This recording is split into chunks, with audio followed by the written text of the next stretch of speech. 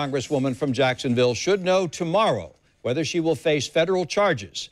If she does, the case would be historic for North Florida. The grand jury's decision, whatever it is, comes after 6 months of investigation, testimony, and confidential grand jury proceedings. The I-Team broke the news at 1 o'clock this afternoon with a push alert. And we have complete coverage of the new developments, beginning with I-Team investigator Lindsay Gardner, who broke the story. Lindsay. Well, Mary, tonight we have 3 sources telling me what that grand jury decision is, but we are choosing not to report it until official confirmation from federal prosecutors. We expect that tomorrow. Today, I sat down with Curtis Fallgatter, our former assistant U.S. attorney in Jacksonville for nearly 2 decades, and he told me because grand juries only hear a prosecutor's case and only have to determine probable cause, they almost always indict. And today's news of a decision is a long time coming. Congresswoman Corrine Brown silent as she left her office today on Capitol Hill 2 hours after the I-Team broke the news the grand jury had reached a decision. Obviously, it's a frightening thing for her, and, it's a very important matter. The government has made it very clear they plan to indict her. Who has the grand jury been hearing from during this time? Different witnesses, folks that have interacted with her, some of her staff members. In this federal plea deal, an acquaintance of Corrine Brown, Carla Wiley, admits guilt tied to a questionable charity, One Door for Education. Court documents say One Door was never properly registered with the IRS.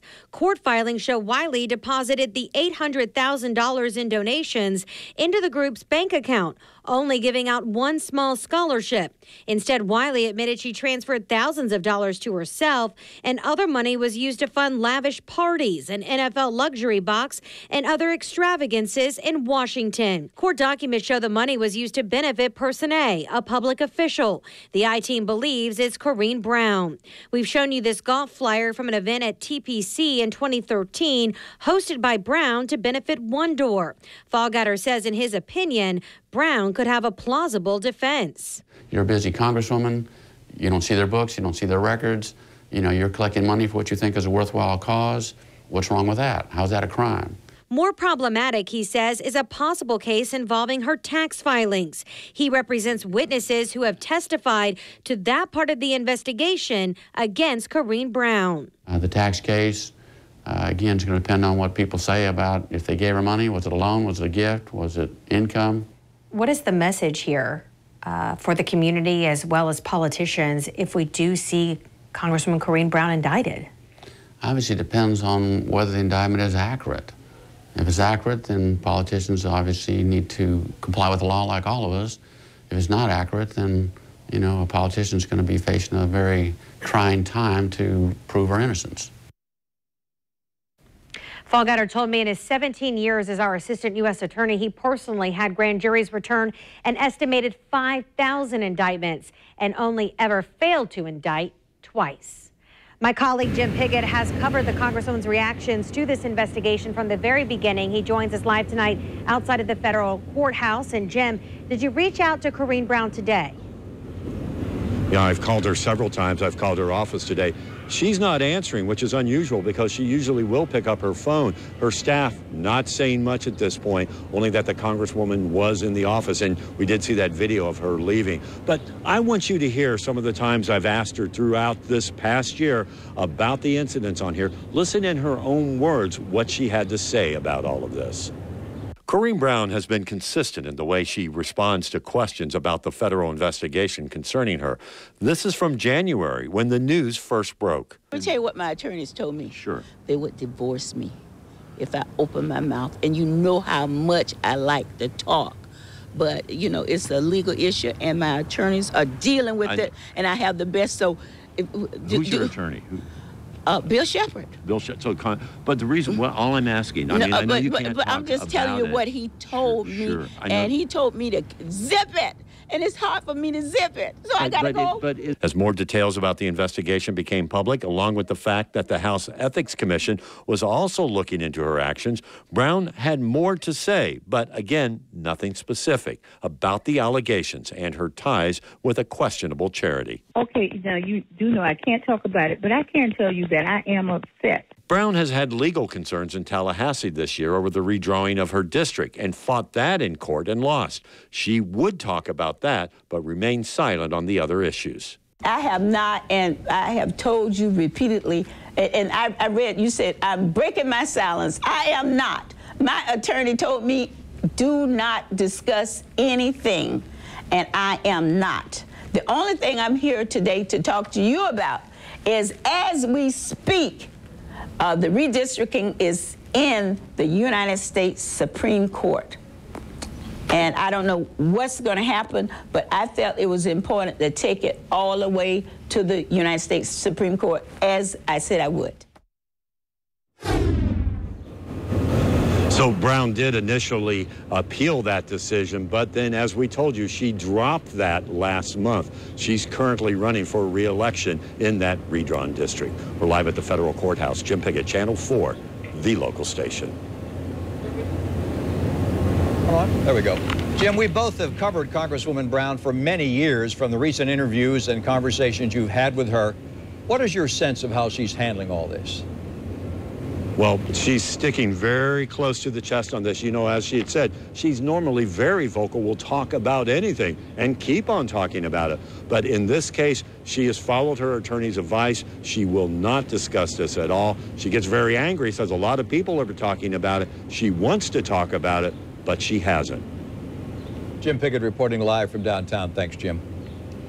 Corrine Brown is serving her 12th term in Congress. One of her former colleagues who used to represent a Pennsylvania district now lives here.